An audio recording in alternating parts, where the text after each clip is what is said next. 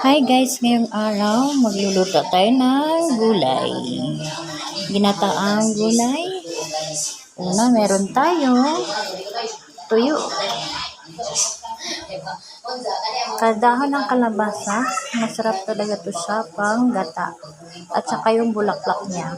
Siyempre meron tayong ampalaya na galing din sa tanim ng kapitbahay. Meron tayong kalabasa. Ang ganda ng kulay. Meron tayong sigarilyas na paborito ko sa lahat.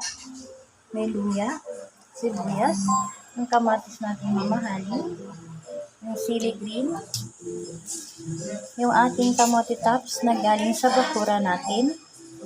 At syempre, hindi mabubuo ang ginataan kung walang mama.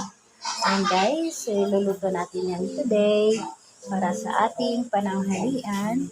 Dahil puno tayo ng karne nung nakaraang pagsalubong sa bagong taon. At magugulay tayo for today's video. Okay, so umpisahan na natin. Tara!